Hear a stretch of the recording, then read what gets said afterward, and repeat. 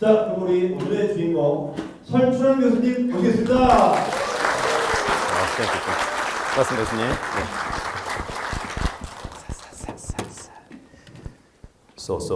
안녕하세요, 여러분. 네.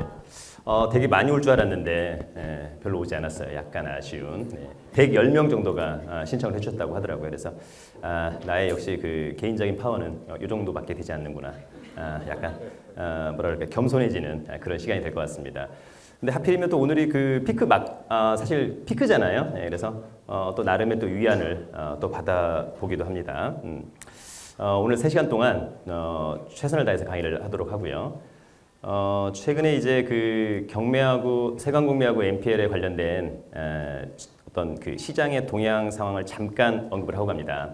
첫 번째는 저희가 이제 경매에 대한 부분을 언급할 건데 경매 시장이 뭐 낙찰가율 또 입찰 경쟁률 사상 최고치를 경신하고 있다.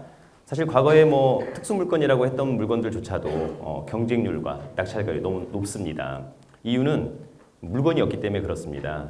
사람들은 경매에 대한 관심이 많아졌다 이렇게 이야기합니다만 수요와 공급에서 공급이 수요를 받쳐주지 못하고 있다라고 하는 점을 여러분들이 노골적으로 이해를 하셔야 돼요.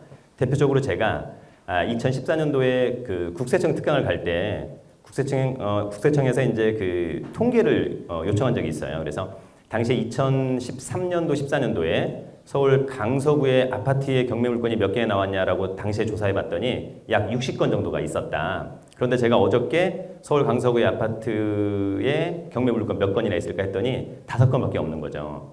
결국 11분의 1 토막이 났다라고 하는 겁니다. 그죠? 그만큼 물건이 없다. 수요는 많은데 다만 이제 긍정적인 시그널은 경매 예정 물건이 상당히 증가하고 있다라고 하는 것은 상당히 좋은 점이다. 투자자 입장에서 그렇다는 거죠. 가령 경매 예정 물건은 뭐냐면 경매를 신청해서 매각길이 잡히기 전까지 텀이 있습니다. 약 한 4, 5개월 정도의 텀이 있는데 그 물건이 지금 계속 증가하고 있다라고 하는 것은 약간 좀 투자자 입장에서는 그래도 그나마 낫지 않을까. 또 하나는 이제 금융기관의 그 NPL 많이 증가하고 있다.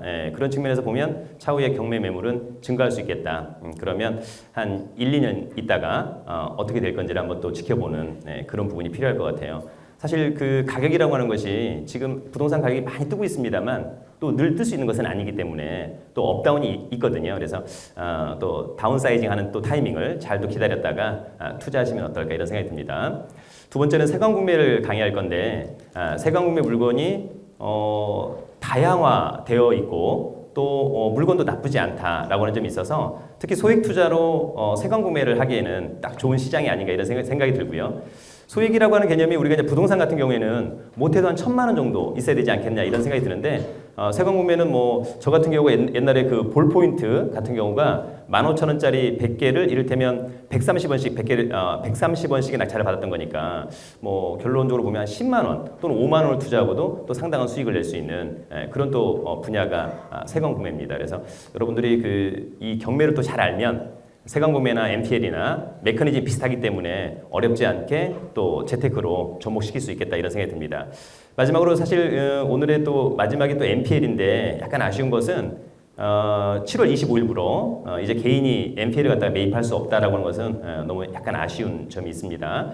원래 1차 벤더에서는 개인이 살 수 있겠다라고 하는 점이 있었습니다만 이번 금감원에서 내려온 자료로는 이제 대부업 앤드 3억 원 앤드 법인이 아니면 MPL을 갖다가 이제 매입할 수 없다라고 하는 것을 여러분들이 잘 알아두셔야 돼요. 원래 이제 그 금감원은 타이틀로 이렇게 이제 법을 개정한 이유로 불법 추심 근절이라고 되어 있습니다만 사실 내부적으로는 우리가 이제 MPL의 두 가지의 강점, 양도세 감면 혜택, 또 배당 소득에 대한 비과세를 법인을 통해서 한 방에 해결했다라고 하는 점은 또 정부가 원하는 방향으로 잘 되었다. 또 이렇게 또 이해할 수 있을 것 같아요. 아무튼 그런 어떤 시장의 상황을 좀 이해하시면서 오늘 그 3가지의 과목을 또 잘 들으시면 좋을 것 같습니다.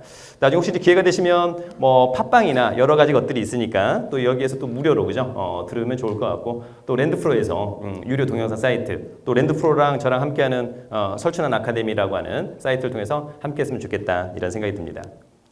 자, 1교시 저희가 이제 부동산 경매 이것만 알고 하자라고 하는 부분이 있는데 먼저 여러분 그 명도 스트레스 받지 않고 하는 비법 그 다음에 반드시 확인해야 되는 권리 분석, 그 다음에 돈 되는 경매 물건 찾는 방법을 간단하게 그러나 도움이 될 수 있도록 정리를 한번 해보도록 하겠습니다. 사실 이제 제가 그 강의를 하면서 일반 투자자들한테 야 니들은 경매할 때 뭐가 제일 어렵냐라고 했을 때 초보자들이 가장 어려워하는 것이 1번 권리 분석, 2번 명도, 3번 현장 분석이었어요. 그런데 경매를 조금 이제 이해하고 이제 초보 딱지를 딱 뗄 때는 이게 바뀌어요. 첫 번째는 명도, 두 번째는 현장 분석, 세 번째가 권리 분석 이렇게 되는 건데 아마 여러분들은 제가 보기에는 아마 초급 내지는 중급 하시는 분들이 오지 않았을까라고 하는 생각이 들어요. 그래서 권리 분석이 어렵다, 명도가 어렵다, 현장 분석이 어렵다라고 하지만 그래서 개인적으로 보면 한 6개월에서 1년 동안만 좀 열심히 하면 이 세 가지의 것들은 별로 어렵지 않게 느껴질 것으로 보입니다. 자, 먼저 부동산 낙찰 시 명도 어렵다라고 되어 있는데 먼저 여러분 땅하고 건물이 있어요. 사실 땅에 대한 명도는 거의 문제가 없죠. 거의 문제가 없는데 문제가 되는 경우도 있습니다. 가령 뭐 지난번에 그 용인의 고기동 같은 경우가 임야를 갖다가 깎아가지고 이제 그 전원주택을 지으려고 하다가 이제 빠그라진 그런 물건들이 있어요. 그런 것들은 나중에 저희가 이제 낙찰 받고도 사실 이제 명도를 해야 되는 부분들, 유치권을 또 신고해가지고 그런 부분이 있습니다만 대부분의 뭐 땅들은 사실은 뭐 명도에 대한 부담 거의 없는 거죠. 다만 이제 건물은 무조건 명도를 해야 되는 거죠. 건물은 무조건 명도를 해야 된다. 사실 경매가 공매보다 명도 협상이 엄청 쉽습니다. 그 대표적인 이유가 인도 명령이라고 하는 제도가 경매에서는 있다. 또 경매는 경매 신청할 때부터 명도할 때까지 사실 시간적인 여유가 있어요. 그래서 점유자들이 경매가 진행 중이구나, 나중에 낙찰이 언제쯤 되겠구나, 나는 어떻게 되겠구나를 사전에 고민하고 해결하려고 하는 부분이 있기 때문에 사실은 경매가 명도보다 훨씬 명도 협상이 쉽더라. 대표적으로 저희 선배가 한 1년 전쯤에 대전에 모텔을 하나 낙찰받았어요. 그런데 인도 명령이 있고 이런 제도가 있기 때문에 사실은 이사 기간을 2달, 이사비를 5천만 원 주고 이를테면 명도를 쉽게 했죠.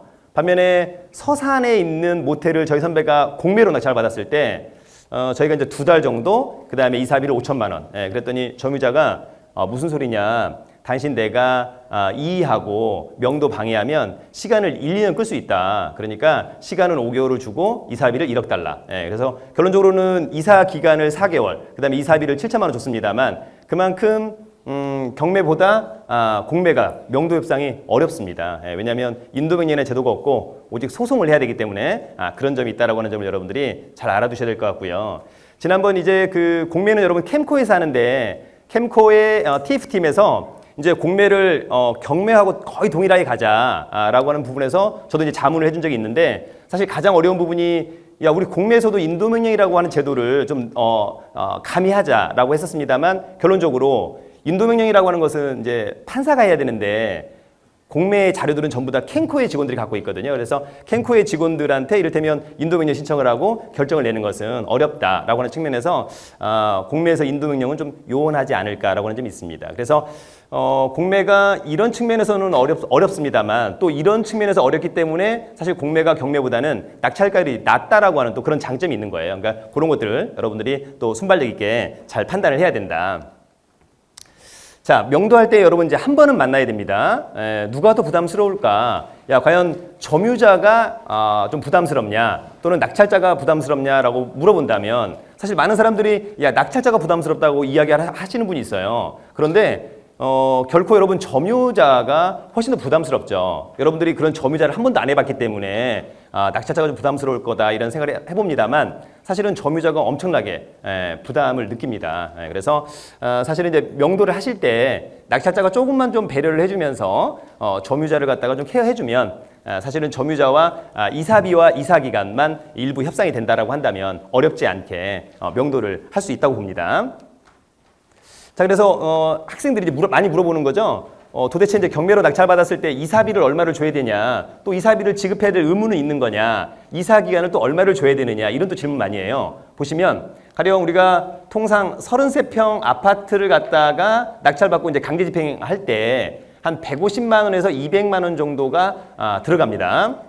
물론 이제 보관 집행을 할 때는 또 추가 비용과 또 추가의 시간이 들어갈 수 있다라고 하는 점을 좀 감안하시고 자, 굳이 이렇다라고 한다면 이사비를 지급해야 될 의무는 없습니다만 요 정도의 금액을 감안해서 이사비하고 또 이런 걸 통해서 강제 집행할 때 들어가는 시간이 있어요. 저희가 낙찰받고 잔대금 납부하고 이를테면 인도명령해서 강제 집행하는 데까지가 못해도 한 달에서 한 석 달 정도의 시간이 필요하거든요. 그렇다라고 한다면 차라리 이사비를 요 정도 금액을 감안해서 또 이사 기간도 이런 걸 좀 감안해서 지급하면 어떨까 이런 생각이 듭니다. 오히려 또 그것이 낙찰자 입장에서는 훨씬 더 효율적이고 더 좋았더라라고 하는 점을 여러분들이 절대 간과해서는 안 됩니다. 특히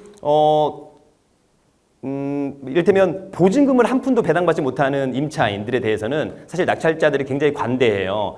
굉장히 손해가 있었겠다. 그래서 좀 이사비도 주고 좀 원만하게 협상을 했으면 좋겠다라고 하는 부분이 있었습니다만 오히려 소유자 겸 채무자가 점유하고 있을 때 많은 그 낙찰자들이 야 내가 뭐 소유자하고 점유자에 대해서 굳이 이사비를 줘야 되나 이렇게 이제 생각을 하시는 분들이 있죠. 정서상으로는 그게 맞습니다만 오히려 실무적으로는 그게 맞지 않는 거죠. 어쨌거나 소유자 겸 채무자가 나가지 않았을 때 낙찰자로서는 별도로 인도명령 신청해야 되고 그다음에 기간이 소요되고 비용이 소요가 되는 거예요. 똑같이 들어가는 거니까 저희는 배당을 받든 안 받든 또 소유자 겸 채무자이든지 간에 일단 이사비하고 이사기간을 협상해서 임의적으로 명도하는 것이 훨씬 더 효율적이다라고 하는 부분을 여러분들이 절대 간과해서는 안 됩니다.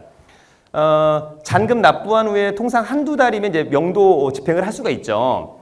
잔금 납부한 후에 명도 협상은 좀 가급적이면 안 했으면 좋겠다. 이게 무슨 얘기냐면 저희도 한 2년 전에 이를테면 가양 6단지의 모 아파트를 하나 낙찰받았는데 낙찰받고 잔대금을 납부하고 명도 협상을 하러 갔어요. 그랬더니 그분이 앞으로 시간을 좀 한 2달 정도 줬으면 좋겠다 이런 얘기를 하는 거죠.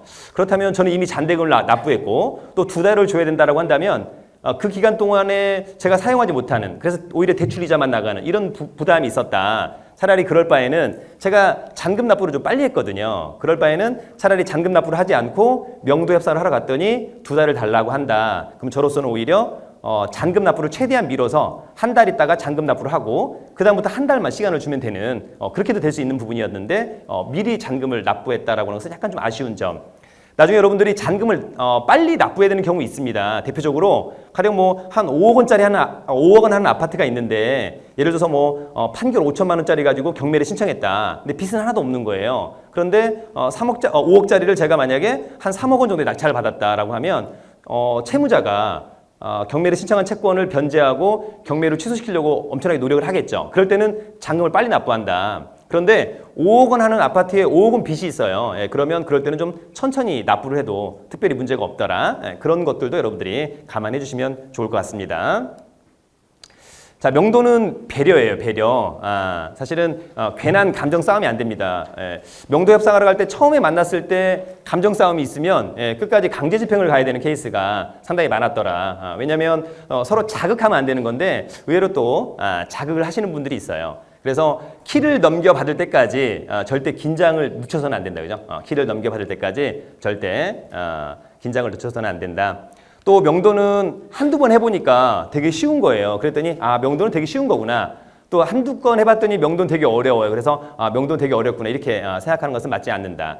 한 10건 정도를 해봤을 때, 한 8건 정도가 되게 쉽게 명도 협상이 됐던 것 같고요. 2건 정도가 약간 좀 애매할 수 있다. 사실 이제 명도는 뒤에서 언급이 됩니다만 약간 복불복, 그죠? 그런 부분이 있습니다. 자, 잘된 명도하고 잘 안 된 명도가 있습니다. 잘된 명도는 이제 저랑 아주 친한 60대 아주머니, 실제로 이제 돈은 많은데 별로 이제 자기가 돈을 벌어보지 못한 아주머니가 한 분 계셨었는데 이분이 이제 마포에 있는 삼성 레미안 아파트를 낙찰받고 명도 협상을 하는 가운데 2달 정도를 봐주고 임의적인 명도를 끝냈었어요. 그리고 이분이 이후에 강서구의 우장산역 근처에 가면 푸르지오 아파트를 낙찰받았는데 오히려 일주일 만에 낙찰받고 잔금 납부하고 일주일 만에 나가게 되는 그런 명도를 한 적이 있죠. 그러니까 누가 보면 야 굉장히 쉬웠더라라고 하는 점이 있는데 이것은 뭐 제가 보면 이 아주머니가 명도를 잘 하시는 분이었기 때문에 잘 됐다라고 보진 않고요. 그냥 운이 좋은 거죠. 운이 되게 좋았다, 그죠? 운이 되게 좋았다. 잘 안 된 명도는 이제 제가 한 케이스예요. 제가 이제 저희 형을 갖다가 전농동의 SK뷰 아파트를 갖다가 이제 낙찰을 한번 받아준 거죠. 받아줬는데 형이 이제 호텔리어니까 호텔리어들은 좀 약간 멍청해요, 여러분, 그죠? 약간 멍청해요. 왜냐면 분위기가 너무 안 좋아서 그냥 형을 한번 까고 가는 거예요. 형을 한번 까고 가는 거예요. 형은 사실 뭐 그 취득세도 잘 모르고 이런 재테크를 전혀 모르는 거죠. 그런데 이제 어쨌거나 아파트를 하나 낙찰을 받아줬어요. 그런데 낙찰을 받고 당시 이제 42평 아파트가 시세는 한 5억 정도인데 한 4억 원 정도에 낙찰을 받아줬어요. 그죠? 그런데 이제 명도를 좀 해줘야 되는데 형이 저한테 부탁을 하니까 저도 이제 명도를 해줘야 되잖아요. 그래서 가는데 당시 저랑 이제 같이 이렇게 공부를 하던 수강생이 한 20명 정도가 있었어요. 그래서 야, 내가 명도의 진수를 보여주겠다. 다 따라와라, 그죠? 그래서 20명의 친구들과 저랑 이제 명도를 하러 간 거죠. 당시 점유자분이 이제 남편분하고 이혼을 하셨는데 술이 이제 떡이 되신 거예요. 술이 떡이 되셨어요. 그래서 인터폰으로 눌렀어요. 그래서 낙찰자의 대리인인데 한번 봤으면 좋겠다. 그랬더니 이 아주머니가 술이 취하셔가지고 1층으로 내려오셨어요. 그래서 이제 저희 이제 애들이 뒤에 있었고 제가 이제 앞에 있었고 그죠? 그래서 뭔가 좀 이제 잘해야 되는데 아주머니가 대뜸 뭐 욕을 하시는 거예요. 막 10세 막 이렇게 욕을 하시는 거죠. 그래서 저는 경매 하나도 모르는데 하필 형이 낙찰 받는 바람에 명도를 해주러 왔다. 그랬더니 그래도 뭐 막무가내로 욕을 하시더라고요. 그러더니 이 아주머니가 저한테 뭐라고 얘기하냐면 다 좋다는 거죠. 다 좋다. 그런데 네가 1억 원 싸게 받았으니까 이사비를 자기가 고민해 봤대요. 그래서 뭐 제 생각으로는 한 처음엔 1,000만 원 달라고 하실까라고 했는데 5천만 원 달라고 하는 거예요. 이사비를 5천만 원 달라. 그래서 제가 낙찰 받은 것도 아닌데 그래서 설마 500만 원을 5천만 원 잘못 착각하신 건 아닌가 이랬더니 또 욕을 하기 시작하는 거예요. 그래서 저희 형이 낙찰을 받았는데 5천만 너무 과한 거 아니냐 그랬더니 욕을 하고 돌아갔어요. 그죠? 다시 그 17층에 올라가셨어요. 문제는 20명의 학생들이 저한테 이게 명도의 진수냐 이렇게 물어보는 거죠. 그래서 저도 핑계를 대야 되는 거니까 이렇게 들어주는 것도 그죠? 명도의 진수다. 그래서 돌아갔어요. 돌아가고 있는데 아주머니가 전화 오셨어요. 아까 너무 미안했다고 내일 한번 다시 보자. 그래서 이제 친구들한테 얘기했죠, 그죠? 이렇게 한번 들어주니까 아주머니가 마음에 또 그죠? 평정심을 찾고 이제는 다시 한번 오라고 하는 거다. 그래서 약간 명도는 이렇게 좀 귀찮은 거다. 그래서 다시 다음날 가자고 했더니 20명 중에 12명은 저랑 같이 가지 않겠다. 근데 8명은 이제 진술을 확인해야 되잖아요, 그죠? 데려갔는데 아주머니가 이제는 17층에 올라오라고 하는 거예요. 그래서 이거 봐라, 그죠? 서로 이제 마음을 열었더니 들어오라고 하는 거다. 그래서 들어갔어요. 그래서 혹시 제 친구들도 왔는데 같이 들어가도 되겠냐고 했더니 아주머니가 데리고 들어오라는 거죠. 그래서 어제는 생각해 보니까 너무 미안했다, 그죠? 근데 이사비를 자기가 또 밤새도록 고민해 봤대요. 계산기를 두드려 봤대요. 그래서 계산기를 굳이 두드릴 건 아닌데 이사비를 4천만 원만 달라는 거죠. 어제 너무 미안했대. 그래서 4천만 원을 달라고 한다, 그죠? 근데 여러분 뭐 이 아주머니가 무슨 법률적으로 뭐라고 이렇게 저한테 반발을 해야 제가 이건 뭐 인도명령시청에서 이건 이렇게 되고 나중에 이렇게 지평이 이렇게 된다라고 할 텐데 그냥 막무가내로 돈만 달라고 하는 거죠. 자기는 법을 하나도 모른대요. 그래서 그러신 거냐 그래서 일단 또 할 말이 없잖아요. 근데 저희 형이 돈이 없으니까 한 500만 원 선 어떨까요? 그랬더니 그런 얘기 할 거면 꺼지라는 거죠. 그래서 저랑 8명의 친구들이 다시 내려갔어요. 그랬더니 그 중에 48살 먹은 당시 이제 아주머니가 저한테 교수님 과연 이것이 명도의 진수인가요? 이렇게 물어보는 거죠. 그러나 어쨌거나 이렇게 계속 배려할 수밖에 없다, 그죠? 답이 없는 거잖아요. 근데 또 가고 있는데 아주머니 또 전화 오셨어요. 오늘 너무 미안했다고 내일 한 번 도와주면 안 되겠냐고. 그래서 제가 학생들인데 스피커폰으로 얘기했죠. 내일 가면 3천만 원 달라고 할 거죠? 그랬더니 맞다는 거죠. 그럼 못 간다. 근데 어쨌거나 결론적으로 3번을 더 갔는데 마지노선은 2천만 원. 마지노 2천만 원. 더 이상 방법이 없는 거죠. 더 이상은 자기가 방법이 없다. 그래서 이제 결론적으로 인도명령해서 강제집행까지 간 그런 케이스예요, 그죠? 그러니까 사실은 명도는 복불복이에요, 여러분. 복불복. 근데 저처럼 이렇게 잘못 걸릴 확률은 채 10%. 아까 60대 아주머니가 이렇게 잘 될 확률은 약 90% 정도. 통계가 말해주고 있다. 이렇게 좀 정리를 하시면 될 것 같아요. 자, 두 번째는 반드시 확인해야 되는 권리 분석이에요. 여러분들이 이제 경매에서 권리 분석이 어렵다라고 하는 건데 그러면 어떤 서류를 어떻게 좀 봐야 될 거냐라고 하는 점을 좀 고민해야 되는 건데 여러분 매각물건 명세서라고 하는 게 있어요. 매각물건 명세서. 이 서류는 경매 물건에 대한 상품 설명서입니다. 상품 설명서. 매각 물건 명세서상에 중대한 하자가 있다면 나중에 이 상품 설명서에 하자가 있다라고 하는 것을 이유로 매각 불허가 또는 취소 이런 것들을 할 수가 있어요. 그런데 여러분 이 서류는 아무 때나 볼 수 있는 것은 아니고 매각기일이 7일 안에 남았을 때 볼 수 있습니다. 매각기일이 7일 안에 남았을 때 볼 수 있다. 예를 들어서 오늘이 뭐 8월 1일이다. 근데 매각기일이 8월 7일이다. 그럼 볼 수 있는 거죠. 근데 오늘이 8월 1일인데 매각기일이 8월 21일이다. 7일 더 남았잖아요. 이럴 때는 볼 수 없다. 그러면 요때 어디서 볼 수 있느냐라고 하면 첫 번째 대법원 경매정보 사이트라고 하는 온라인을 통해서 볼 수 있고요. 두 번째는 해당 경매계에서 오프라인으로 볼 수 있다라고 하는 점. 그 다음에 혹시 내가 오늘 시간이 없어서 다음 주 월요일 건데 입찰을 해야 돼요. 근데 제가 깜빡하고 권리분석을 못했어요. 현장 답사를 못했다. 그러면 여러분들이 일단 이 매각 물건 명세서만 보고 일단 입찰에 참여할 수 있다. 여기 봤더니 아무 하자가 없어요. 그러면 낙찰받고 거꾸로 권리분석에 대한 피드백. 그랬더니 문제가 있을 확률은 한 0.1%도 없을 것 같아요. 거의 문제가 없다. 근데 설사 문제가 있다 하더라도 이를테면 매각 결정기일까지 불허가 신청, 이후에는 뭐 즉시 항고 또는 이후에 취소 신청, 이런 것들을 할 수 있다라고 하는 점 알아두시고, 여기에 중대한 하자라고 하는 것은 법원이 알아서 체크하지 않는다. 낙찰자가 알아서 체크하고 그에 따른 어떤 불복, 이의를 반드시 해야 된다라고 하는 점도 알아두시고, 시간에 대한 제한이 있어요. 시간에 대한 제한. 그래서 그 시간에 맞게 적절하게 이의나 항고할 수 있는 그런 부분들이 좀 필요하다라고 하는 점이 있습니다. 자, 두 번째는 감정평가서가 있습니다. 여러분, 감정평가를 하는 이유는 최초 매각 가격의 기준을 정하기 위해서 하는 거다라고 하는 점이고요. 이 감정평가는 그냥 아무나 하는 것은 아니고 법원에 등록된 감정평가업자가 감정을 한다라고 하는 점 알아두시고요. 실제 실무에서는 시세보다 약간 업된 감정을 하고 있다. 그죠? 시세보다는 약간 업된 감정을 하고 있다. 감정 시점과 매각 시점의 차이로 가격 차이가 나는 부분도 없지 않아 있고, 뒤에서 언급이 됩니다만 감정 평가를 어떠한 방법으로 하냐에 따라서 가격에 또 차이가 있을 수 있다라고 하는 점을 여러분들이 또 잘 알아두셔야 될 것 같습니다.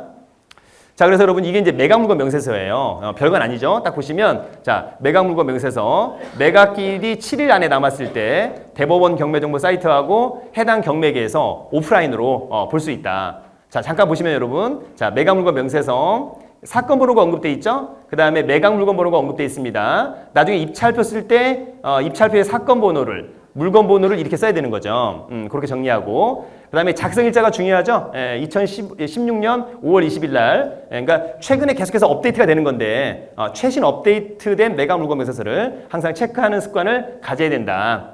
그 다음에 여러분 최선순위 설정일자가 언급되어 있어요. 통상 말소 기준 권리가 되겠죠. 말소 기준 권리. 그 다음에 배당 요구 종기일. 이 사건 관련해서 만약에 배당 요구를 해야만 배당을 받는 친구들은 2016년 2월 1일까지 배당 요구를 해야 된다. 그러니까 내가 지금 이 물건에 대해서 임차인이다 또는 뭐 판결을 갖고 있다. 자, 지금 배당 요구를 하고 싶다. 불가능. 왜냐하면 배당 요구 종기일이 지났기 때문에 그런 점도 하나 알아두시면 좋을 것 같고, 자, 여기 임차인이 있는지를 체크했는데 조사된 임차 내역 없음이라고 되어 있어요. 그러면 이제 우리가 물건을 낙찰받을 때 대표적으로 문제가 되는 선순위 임차인, 이런 건 전혀 이제 문제가 없다는 거죠. 문제가 없고, 그 다음에 낙찰로 인해서 특별히 효력이 소멸되지 아니하는 것, 또 뭐 이런 것들, 또 비고란, 특별히 문제가 없는 거예요. 자, 이 사건은 결론적으로 만약에 이 사건이 월요일 날 입찰하는 건데 제가 권리분석을 하나도 못했다. 그래도 무리 없이 낙찰을 받을 수 있다. 매각물건 명세상에 전혀 문제가 없다고 나와 있는 거예요. 자, 낙찰받고 나중에 거꾸로 이를테면 뭐 전입세대 열람, 뭐 등기부등본 이런 거 체크했는데 문제가 있다. 정말 중대한, 그러면 컴플레인 걸 수 있다라고 하는 점이에요. 그죠? 거의 문제가 없다라고 여러분들 이해를 하시면 될 것 같습니다. 자, 여러분 감정평가서를 좀 꼼꼼히 읽어보는 좀 습관을 가져야 되겠다. 대부분의 경매를 하시는 분들은 그냥 감정평가서가 어련히 잘 돼 있겠다 이렇게 생각하고 감정평가서를 거의 잘 읽지 않아요. 그죠? 여러분들이 이제 감정평가서를 좀 꼼꼼히 체크를 좀 하는 습관을 가지면 좋을 것 같고요. 여기 보시면 이제 조사 기간과 작성일 이런 게 상당히 중요하겠죠? 감정평가를 언제 했느냐. 만약에 이 물건이 지금 나온 건데 감정 시점이 2014년 11월이라고 한다면 아마 지금의 가격과는 상당히 괴리가 있을 것으로 보입니다. 원칙적으로. 왜냐하면 한 2년 동안 가격이 많이 떴기 때문에, 그러니까 그런 점도 여러분들이 참고를 좀 해주시면 좋을 것 같고요. 그 다음에 여러분 이제 그 구분 건물의 감정평가 요양표가 있어요. 그래서 이런 거 좀 체크를 많이 해주시면 좋을 것 같고, 맨 마지막에 통상 기타 의견 이런 것들이 있어요. 그러면 감정평가사가 이제 어떤 점에 또 주안점을 둬서 감정을 했는지, 또 어떤 점이 좀 문제가 되는 것인지를 여러분들이 감정평가서를 통해서 꼭 좀 이해를 좀 했으면 좋겠다. 그 다음에 이제 감정평가된 내용이 토지는 얼마, 건물이 얼마, 이런 것들도 한번 체크해 주시고, 나중에 혹시 이제 대지권 미등기인데 토지가 감정이 되었느냐 안 되었느냐는 상당히 또 중요하잖아요. 그런 것들도 여러분들이 체크를 좀 해주시면 좋을 것 같습니다. 자, 우리가 아마 이제 그 권리 분석을 아마 많은 분들이 하실 수 있을 것으로 보이는데 요 정도만 이해하면 돼요, 여러분. 자, 첫 번째 권리 분석을 할 때 말소 기준 권리라고 하는 게 있죠. 말소 기준 권리. 자, 어떤 것은 인수하고 어떤 것은 말소가 되는지 기준이 되는 권리를 우리가 여러분 말소 기준 권리라고 합니다. 말소 기준 권리가 될 수 있는 6가지 권리가 있어요. 물론 전세권도 이례적으로 되는 케이스가 있습니다만 그런 경우는 많지 않기 때문에 여러분들이 말소 기준 권리가 될 수 있는 6가지 권리를 반드시 암기해줘야 되겠죠. 이 시간에 그냥 암기를 해도 될 것 같아요. 가압류, 가짜 빼고 압류, 근저당권, 근짜 빼고 저당권, 담보가등기, 경매등기. 이 6가지 중에 등기부에 우리가 이제 등기사항 전부증명서라고 해야 되는데 그냥 오늘 강의할 때는 등기부라고 할게요. 등기부에 가장 먼저 기입된 것이 그 사건의 말소 기준 권리. 접수번호가 가장 빠른 것이라고 이해하면 되겠죠. 그 사건의 말소 기준 권리가 되고 말소 기준 권리보다 앞에 있으면 우리가 선순위 어쩌고 저쩌고 말소 기준 권리보다 뒤에 있으면 후순위 어쩌고 저쩌고, 그죠? 그래서 통상 선순위 어쩌고 저쩌고는 낙찰자가 통상 인수하죠. 그러니까 우리는 권리 분석을 할 때 이런 것들을 잘 체크해야 됩니다. 그러나 후순위 어쩌고 저쩌고는 기본적으로 낙찰 후의 말소 이런 것들은 크게 고려하지 않아도 된다. 이렇게 여러분들이 체크를 하시면 됩니다. 자, 낙찰자가 인수하는 것 중에 이 6가지가 실무에서 가장 많지 않을까 이런 생각이 드는데. 실무에서 가장 많은 것은 여러분 선순위 임차인이죠. 선순위 임차인. 아마 오늘 강의를 듣기 위해서 아마 예습을 하고 왔을 것으로 보여요. 그죠? 선순위 임차인. 책을 선물로 하나 드려야 되는데 선순위 임차인이 뭔지 혹시 아시는 분? 네, 여기. 성함이? 김경란. 네, 경란 씨. 선순위 임차인이란? 금여당보다 먼저 그 전입일자가 일찍 되어 있는 임차인이에요. 이렇게 하면 마치 정답인 것처럼 보이지만 약간 애매하다, 그죠? 아까 또 손 한 분 더 드신 분. 네, 뒤에. 성함이? 네, 김시옥 씨. 기준권리 그보다 그 날짜보다 먼저 네, 네, 네. 그렇죠? 네. 하여튼 뭐 뚜껑을 열어봤더니 예습은 하나도 안 하고 온 것 같다. 이런 느낌 드네요. 네, 네, 우리 저기 오렌지색 먼저. 말소 기준 권리보다 먼저 들어온 네. 시간이나 전세권. 거짓말이죠? 거짓말이에요, 여러분. 네. 자, 네, 마지막으로 더 이상 하면 안 되겠다, 그죠? 여기서 이제 또뭐 전세권 등기를 한다든지 확정일자를 받는다든지. 네, 전혀 아닙니다. 네, 하여튼 강의를 잘 들어오신 것 같아요, 그죠? 어차피 아시는 분들이 왔으면 서로 좀 그랬을 텐데 다 모르시는구나, 그죠? 아주 좋은 자세예요. 네. 선순위 임차인은 뒤에서 아마 언급이 되겠습니다. 자료에 나와 있을 거예요. 정확히 얘기하면 말소 기준 권리보다 앞서서 대항력을 갖춘 임차인. 그러니까 우리 김경란 씨께서 말씀해 주신 게 가장 정답입니다만 만약에 근저당권보다 앞서서 전입신고 됐다. 근데 점유를 안 했다면 또 선순위 임차인은 아니거든요. 그래서 말소 기준 권리보다 앞서서 대항력을 갖춘 임차인. 그렇게 좀 여러분 정리해 주시면 좋을 것 같아요. 네 분하고 저하고는 또 사이가 안 좋아질 것 같네요. 그죠? 약간. 네. 어차피 나중에 또 볼 일이 없어요, 여러분. 네, 나중에 볼 일은 없다. 네. 자, 선순위 임차인은 말소 기준 권리보다 앞서서 대항력을 갖춘 임차인. 그래서 대항력이라고 하는 부분이 언급이 돼야 되고요. 말소 기준 권리가 언급이 돼야 될 것 같다라고 하는 점이 있고, 여러분 선순위 임차인과 확정일자는 아무 관계가 없어요. 많은 곳에서 강의를 하지만 대항력이라고 할 때 확정일자를 받아야 된다 이렇게 말씀하시는 분이 있습니다만 확정일자와 대항력은 전혀 관계가 없다라고 하는 점. 자, 아무튼 선순위 임차인은 우리가 이제 건물을 낙찰받을 때 많이 고민해 주셔야 돼요. 왜냐하면 선순위 임차인이 있다면 이 선순위 임차인이 배당 요구를 했는지 안 했는지, 만약에 배당 요구를 해서 배당을 얼마를 받는지, 아무튼 선순위 임차인은 배당 요구를 했건 안 했건 못 받는 보증금이 있었을 때 낙찰자가 추가로 떠안는다라고 하는 점을 여러분들이 잘 알아두시고요. 그럴 때 선순위 임차인도 하나의 의무가 있어요. 어떤 의무가 있냐면 선순위 임차인은 낙찰자가 잔대금을 납부할 때까지 대항력을 유지하고 있어야 된다라고 하는 점도 꼭 알아두셔야 된다. 과거에 천안에서 저희 선배가 어떤 아파트를 낙찰받았어요. 근데 가령 5억짜리인데 2억 원에 낙찰받았어요. 5억 원인데 2억 원에 낙찰받았다. 근데 2억 원의 선순위 임차인의 보증금을 떠안아야 돼요. 그래서 2억 원 떠안는 걸 전제로 낙찰을 받았는데 문제는 이 선배가 낙찰받기 이틀 전에 이 선순위 임차인이 다른 곳에 전출했어요. 그러면 사실은 돈을 안 줘도 상관없습니다. 그죠? 근데 이제 저희 선배 같은 경우에는 그걸 감안하고 낙찰을 받았기 때문에 좋습니다만 안 줘도 전혀 문제가 없는 거죠. 굉장히 위험한 그런 부분이 있었다. 그거 하나 좀 정리하시고요. 그 다음에 많은 분들이 임차인하고 전세권을 혼동하세요. 전혀 다른 거죠. 임차인은 우리가 점유와 전입신고 확정일자를 통해서 대항력과 우선 면제권을 갖추는 사람이라고 한다면 전세권은 그거와 상관없이 무조건 그냥 전세권 등기만 하면 전세권이 있는 거잖아요. 예, 그러니까 그런 좀 차이점 알아두시고 선순위 전세권은 배당 요구를 하면 말소, 배당 요구를 안 하면 무조건 떠안는다라고 하는 점이고 사실 권리 분석을 할 때 가장 쉬운 게 선순위 전세권이에요. 떠안는다면 매각 물건 명세서에 언급돼 있어요. 전세권 떠안는다고. 그 다음에 금액도 얼마를 떠안는다라고 되어 있는 거죠. 그래서 가장 쉽다. 가장 어려운 것은 선순위 임차인. 선순위 임차인처럼 보이는데 그 아이가 입도 뻥끗하지 않을 때 도대체 이 아이가 어떤 아이인지 그죠? 예, 입찰할 수 없기 때문에 가장 어려운 겁니다. 3번과 4번은 최악의 경우에 소유권을 빼앗기는 거예요. 최악의 경우에 소유권을 빼앗기는 거다. 만약에 이게 온비드 공매의 물건이라면 온비드 공매에서는 이런 물건을 절차를 웬만하면 진행하지 않습니다. 그런데 경매는 진행합니다. 모든 부담은 낙찰자가 떠안는 겁니다.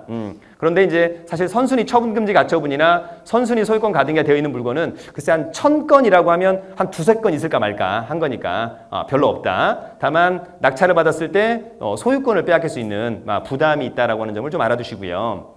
그 다음에 여러분 선순위 지상권이 되어 있는 땅을 내가 낙찰받았을 때 내가 이제 이 땅을 사용해야 되는데 만약에 선순위 지상권이 돼 있다면 그 지상권자가 양해해주지 않는다면 저는 제 땅임에도 불구하고 사용을 할 수 없는 그런 부담이 있고요. 마지막으로 적법한 유치권. 적법한 유치권.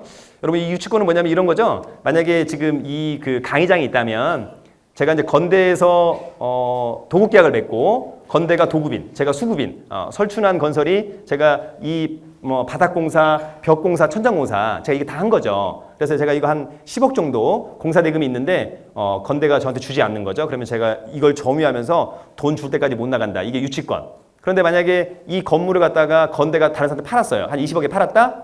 그런데 20억에 사고 어떤 그 새로운 소유자가 저한테 나가라고 했을 때 무슨 소리냐. 나는 적법한 유치권이 있으니까 10억 원을 주고 날 내보내든지 아니면 나는 계속 점유하겠다. 그죠? 그러면 제가 적법하다면 새로운 소유자는 저한테 10억 원을 줘야 된다. 아시겠죠? 그것은 경매로 낙찰을 받았건 일반 매매로 낙찰을 받았건 둘 다 공통점이죠. 실무에서는 적법한 유치권이 거의 가짜기 때문에 사실은 지금 이제 법이 개정, 보존 등기된 건물은 유치권은 없다라고 하는 부분이 돼야 되는데 아직 법이 통과가 안 됐다라고 하는 것은 약간 아쉬운 점이 있습니다. 그러나 차후에는 통과는 될 것으로 보입니다, 여러분. 자, 낙찰 후에 소멸하는 것은 요걸 제외한 나머지는 말소 기준 권리 포함해서 다 소멸한다. 우리가 사실은 경매 나온 물건들에 대한 등기부 등본 떼보면 엄청나게 지저분하잖아요. 이를테면 뭐 아파트 담보가치는 한 3억짜리 하는 건데 빚은 막 10억. 그럼에도 불구하고 낙찰을 받을 수 있는 것은 바로 이러한 소멸주의 때문에 낙찰을 받을 수 있는 거다라고 하는 점. 다시 한번 정리하지만 추가의 비용이 들어간다. 추가의 비용이 들어간다. 소유권을 뺏긴다. 내 땅인데 내 맘대로 사용을 못한다. 추가의 비용이 들어간다. 이런 부담이 있다라고 하는 것만 여러분이 일단 이해를 하시면 좋을 것 같아요. 자, 선순위 임차인과 선순위 전세권이 실무에서 많이 나오기 때문에 선순위 임차인은 요런 사람, 선순위 전세권은 요런 사람이라고 하는 점 이해하시고요. 요 두 사람은 권리 분석을 할 때 둘 다 배당 요구를 안 하면 둘 다 낙찰자가 낙찰 대금에 추가의 비용이 들어간다라고 하는 점을 정리하시면 될 것 같고요. 만약에 요걸로 배당 요구를 했는데 일부 못 받은 보증금이 있다. 그랬을 때 선순위 임차인이 못 받은 보증금은 그래도 낙찰자가 떠안는다. 그러나 선순위 전세권자가 못 받은 보증금은 낙찰자가 인수하지 않는다. 이렇게 여러분들이 정리하시면 됩니다. 자, 그래서 케이스 잠깐 보면 지금 강남구 도곡동에 대림 아파트가 있어요. 7억 4천인데 지금 반가까지 떨어졌음에도 불구하고 낙찰이 안 되고 있는 거죠. 이유가 있는 겁니다, 여러분. 잘 보시면 자, 이 사건의 말소 기준 권리는 근저당권 2012년 2월 29일자 낙찰되면 요걸 포함해서 다 없어지죠. 그래서 등기부는 깨끗해. 그런데 요거보다 먼저 전입신고된 이용우라고 하는 사람이 있어요. 이용우라고 하는 사람이 어쨌거나 선순위 임차인 요건을 갖추고 있는 거죠. 근데 이 사람이 보증금 3억 4천만 원. 근데 이 사람이 배당 요구를 하지 않았어요. 그러면 임차인은 여러분 배당 요구를 안 하면 배당을 못 받습니다. 배당 요구를 안 하면 배당을 못 받는다. 그러나 선순위 임차인이기 때문에 낙찰자가 추가로 3억 4천만 원을 떠안는 거예요. 결론적으로 자, 이번에 내가 이거 싸다라고 해서 4억의 낙찰을 받았다. 4억의 낙찰 받았을 때 플러스 이걸 떠안아야 되는 거니까 사실상 7억 4천만 원의 낙찰을 받은 꼴이나 똑같은 거예요. 그러니까 함부로 낙찰 받아서는 안 되는 거죠. 그래서 이제 요번에 최저가에 받아도 되는지 여부는 시세를 감안해서 여러분들 이제 판단하시면 되겠다. 자, 두 번째는 선순위 전세권이에요. 선순위 전세권. 역시 동작구 흑석동에 있는 흑석 한강 푸르지오 아파트입니다. 보시면 선순위 전세권이죠. 박혁창이라고 하는 사람이 요게 이제 말소기준 권리 경매 등기니까. 그런데 이 박혁창이 선순위 전세권자인데 배당요구를 안 했어요. 배당요구를 안 했다. 그런데 전세 보증금이 5억 7천만 원. 예. 결론적으로 이번에 내가 5억의 낙찰 받는다. 5억의 낙찰 받는다. 그러면 10억 7천만 원에 받는 꼴이 되는 거죠. 예, 그래서 결론적으로 이게 시세라고 한다면 이번에도 낙찰되기는 어렵다. 조금 더 떨어져야 되겠죠. 예, 그런 점도 여러분들이 정리를 좀 해두시면 좋을 것 같습니다.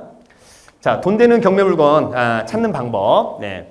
일단 가장 중요한 것은 여러분 신건에 임장하는 것이 굉장히 중요하죠. 신건에 임장을 하는 것이 굉장히 중요하다.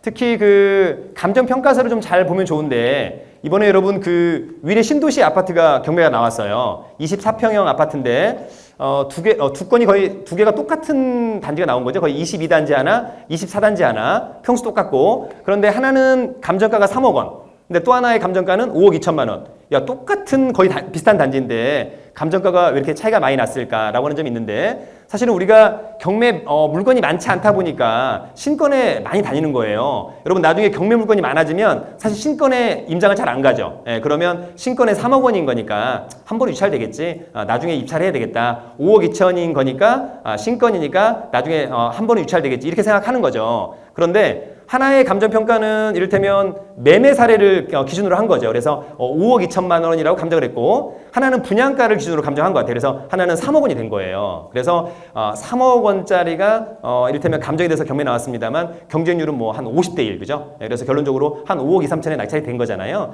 그런데 지금은 그렇습니다만 실제 경매 매물이 많지 않을 때는 여러분들이 신건에 임장을 좀 하는 습관을 가지시고 오히려 신건에서 최초 매각 가격이 시세를 못 따르는 경우가 있으니까 그럴 때는 이제 신건에서 그죠? 적극적으로 입찰을 해야 되는 경우도 있다라고 하는 점 첫 번째 정리하시면 좋을 것 같고 두 번째는 임장을 할 때 사실 이제 우리가 여러분 아파트가 있어요. 아파트가 있다면 아파트가 똑같은 33평이지만 대단지 아파트에서는 타입이 다 달라요, 여러분. 타입이 다 달라요. 가령 뭐 한 3,000세대 되는 타입들은 뭐 타입이 한 6, 7개 있어요. 그러면 중개업자나 실제 살고 있는 분들한테 가보시면 가령 야 우리는 A타입 또는 D타입 가장 선호하는 타입이 있어요. 그 다음에 가장 싫어하는 타입이 있죠. 그런 것들에 따라서 가격이 한 또 1, 2천만 원 차이가 나요. 그런 거 한번 체크해 주셔야 될 것 같고 또 대단지 아파트 가보면 1, 2, 3층은 발코니가 확장돼 있어요. 그런데 또 4층에서부터 10층까지는 발코니가 또 없어. 그 다음에 또 16층부터 19층도 발코니가 있어요.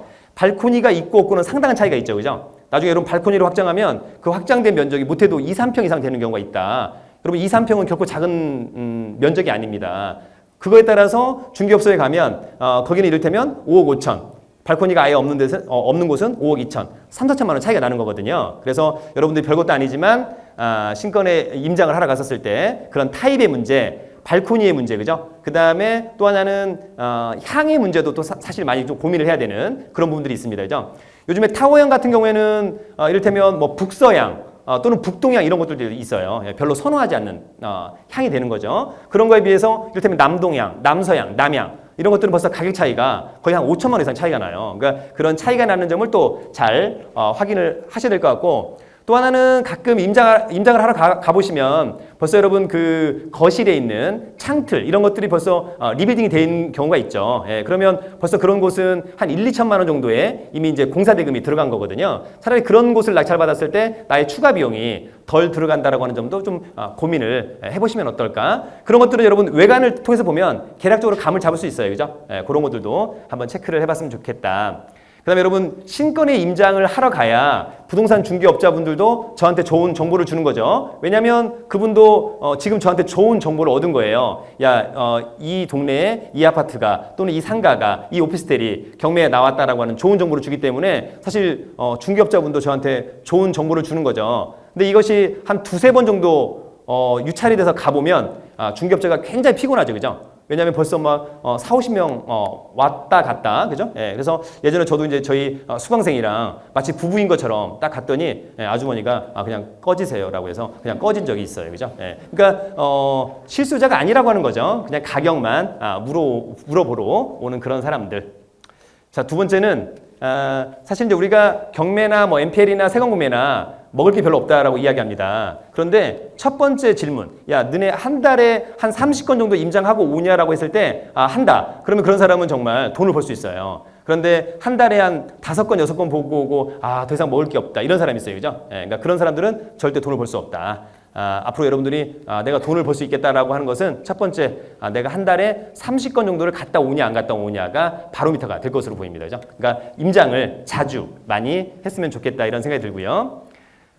세 번째는 별것도 아니지만 관리사무소장님하고 친해지는 게 굉장히 또 중요한 부분이 있었던 것 같아요. 저희가 이제 성산동에 빌라를 낙찰받을 때 빌라가 한 6건 정도가 이제 경매 나온 적이 있어요. 6건 정도 나온 적이 있는데, 저희 이제 선배가 낙찰을 이제 하나 받으려고 갔던 거죠. 그랬더니, 관리사무소장님이, 갈 때, 이제 사실은 이제 우리가 관리사무소장님한테 갈 때 그냥 가는 사람이 있고, 뭘 가져가시는 분이 있잖아요. 그죠? 근데 이제 우리나라 사람들 노비를 잘 못하다 보니까 그냥 갈 때 바카스 한 병, 바카스 한 박스 가져가는 경우 있어요. 저희 선배가 이제, 이 집합 건물 큰 것을 관리하시는 분이 있는데, 저한테 그랬어요. 선배님, 그 바카스를 한 병 사갈까요? 10병 사갈까요? 그랬더니 그 소장님이 저한테 친하니까, 야, 우리가 뭐 거지냐? 바카스 한 박스 가지고 오게? 그러지 말고, 로얄 살루트 21년산 이런 거 가져와라. 이래요. 그래서 제가 그 선배한테, 형 또라이는 아니죠? 이렇게 얘기한 적이 있었습니다. 자, 그만큼, 바카스 요즘에는 이제 한 박스 가지고도 안 된다는 거죠, 여러분. 아시겠죠? 근데 중요한 건, 바카스 한 박스를 가지고 가잖아요. 그런데 이제 별로 좋아하지 않으니까 만약에 이제 제가 발렌타인 10년산 하나 가지고 간다. 그럼 우리나라 사람은 먼저 들고 가서 여러분 절대 주지 않아요. 일단 소장한테 물어봐. 소스를 물어보는데 소장님이 별로 좋은 정보를 안 주면 다시 갖고 나와요. 이러면 안 되죠? 먼저 시원하게 쏴줘야 돼요. 쏴주면 소장님도 굉장히 부담을 느끼는 거잖아요. 그래서 저 성산동께 부담을 느끼시고 이분이 다른 사람은 다 와서 입으로 나불나불 거리는데 너희들은 이거 가져왔다고 해서 사실은 6개의 빌라가 비어 있었던 거거든요. 저희한테 다 보여줬어요. 키를 다 따서 보여줬다. 그리고 6개 중에 2개가 비가 안 새고 4개가 비가 새요. 그래서 저희가 2개 비 안 새는 곳을 낙찰받고 싶다. 도와달라 그랬더니 소장님이 도와주겠다. 그죠? 도와주겠다. 그래서 어떻게 얘기하냐면 만약에 1호부터 6호까지가 있다면 5호하고 6호가 비가 안 새요. 그러면 저희가 6호를 낙찰받고 싶다고 했더니 소장님이 다른 사람 오면 1호에서 4호는 비가 조금 새고 5호는 안 새고 6호는 제일 많이 샌다. 그래서 다른 사람들이 6호 못 들어오는 거잖아요. 그죠? 그래서 저희가 낙찰을 받았던. 그리고 낙찰 받고 저희 선배가 피아노를 하나 선물해 줬어요. 300만 원짜리. 그죠? 우리나라 사람은 이렇게 해서 자기가 한 1억 원 정도 싸게 받았거든요. 그러면 뭔가 좀 서로 베풀어 줘야 되는데 1억 원 정도 싸게 받았더니 나중에 바카스 한 박스. 이것은 안 되잖아요, 여러분. 그죠? 그래서 못해도 내가 받은 것의 10분의 1은 베풀어 줘야 된다. 근데 그래서 그 선배는 이제 피아노를 사주고 소장님이 피아노에 대한 값어치를 모르잖아요. 그래서 제가 옆에 있다가 이거 한 1,000만 원 정도 할 거라고 했는데 사실 200만 원짜리 피아노 사준 거예요. 여러분 정성이 중요한 거잖아요. 그죠? 정성이 중요하더라. 자, 그 다음에 네 번째는 개발 정보와 신문 기사 등을 스크랩하자. 이런 것들이 나중에 상당히 좀 도움이 됐던 그런 분들이 있었던 것 같아요.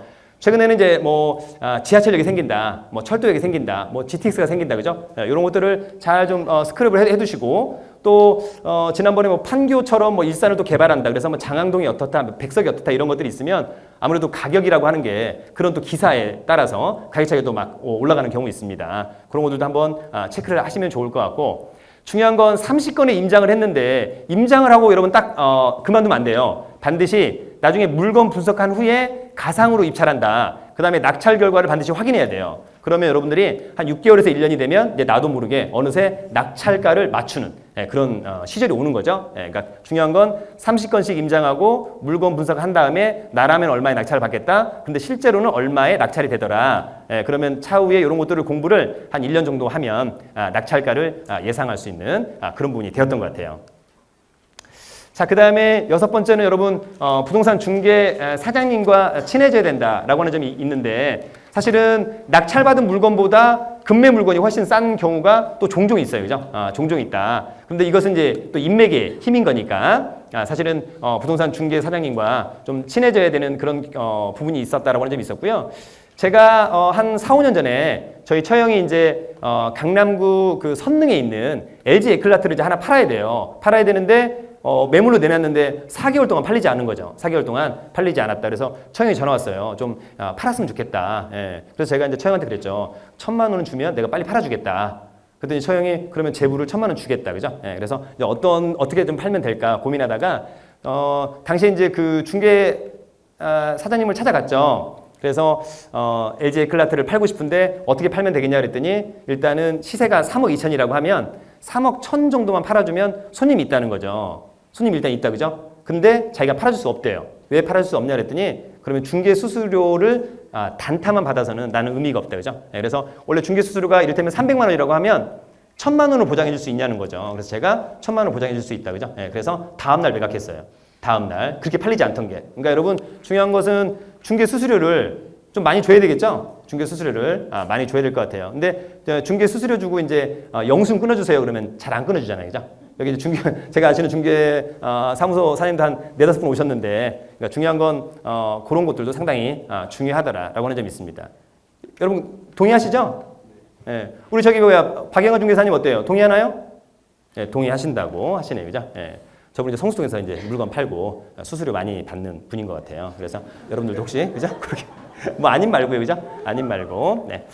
자, 그다음에 유해 시설과 악재를 물어봐라. 예전에 저희 선배가 강서구에 가면 수명산 아파트가 있어요. 수명산. 예, 근데 수명산 5단지, 6단지에 뭐가 있냐면 옆에 큰 변전소가 있어요. 큰 변전소가. 그런데 이 변전소가 사실은 굉장히 유해하다라고 하는 그런 부분이 없지 않아 있어요. 예. 그래서 막상 여러분 나중에 수명산 파크에 가보시면 5단지, 6단지가 수명산을 끼고 아주 위치는 좋은데 학교도 좋은데 가격이 별로 오르지 않아요. 그 이유가 바로 옆에 변전소가 있는 거죠. 그런데 여러분 낮에 가면 그 변전소가 거기 있는지 없는지를 잘 모릅니다. 왜냐하면 나무로 딱 이렇게 감싸져 있어요. 그 다음에 소리가 전혀 나지 않는 거죠. 근데 제가 이제 아는 선배가 옛날에 이제 경찰서의 모 과장님이신데 집에 놀러 와라. 그래서 6단지에 가서 한번 잠을 잔 적이 있어요. 근데 새벽에 저도 모르게 이제 전날 술을 많이 먹어서 소변을 보려고 일어난 거예요. 그래서 이제 베란다를 딱 열었는데 소리가 나는 거죠. 어떤 소리가 나냐면 둥둥둥둥둥 이런 소리가 나요. 아주 미세하게. 이 소리는 뭘까? 그죠? 예, 바로 변전소. 결코 유쾌하지 않다. 그죠? 이번에 뭐 성주의 사드 아마 그런 것이 아닐까 이런 느낌이 듭니다. 그죠? 결코 좋지 않았던 그런 부분들. 그래서 중개 사무소에 가시면 요런 거 여러분 물어볼 필요 없어요. 요런 거 물어봐야죠. 요런 거 물어볼 필요 없어요. 예. 가서 물어보지 않아도 막 가르쳐 줘요. 그죠? 여기는 어떨 거라 막 얘기해 주는 거잖아요. 그래서 요런 것들을 여러분들이 체크를 좀 했으면 좋겠다. 마지막으로 이제 여러분 지자체 사이트 이런 데로 좀 많이 좀 봐주시는 습관 좀 가지시면 좋을 것 같고 그다음에 여러분 국토부 사이트 좋은 사이트들이 상당히 많이 있거든요. 이런 사이트 좀 많이 봐주시고 아파트가 대단지라고 하면 별것도 아니지만 타입과 층 이런 것들이 이제 가격 차이가 상당히 많이 있더라라고 하는 점도 여러분들이 좀 많이 고민을 해주시면 좋을 것 같아요, 그죠? 예. 자, 아무튼 여러분 저희가 이제 경매와 관련된 부분을 1시간 만에 하려다 보니까 조금 액기스 있게 한번 해봤어요. 그죠? 자, 명도 결론적으로 별로 어렵지 않다. 이사비와 이사기간 협상을 좀 잘하면 좋겠다라고 하는 생각 들고요. 권리분석은 매각물건 명세서를 잘 봤으면 좋겠다. 감정평가서를 좀 잘 꼼꼼히 봤으면 좋겠다. 그 다음에 마지막으로 이를테면 이제 돈 되는 물건들은 신건에서 임장을 좀 많이 했으면 좋겠다. 못해도 한 달에 30건 이상씩 물건을 좀 봤으면 좋겠다. 반드시 물건 분석한 후에 나중에 낙찰의 결과를 확인했으면 좋겠다라고 하는 점까지 이 강의의 핵심인 것 같아요. 그죠? 여러분 10분만 쉬었다가 2교시를 하도록 하겠습니다. 수고하셨습니다. 네.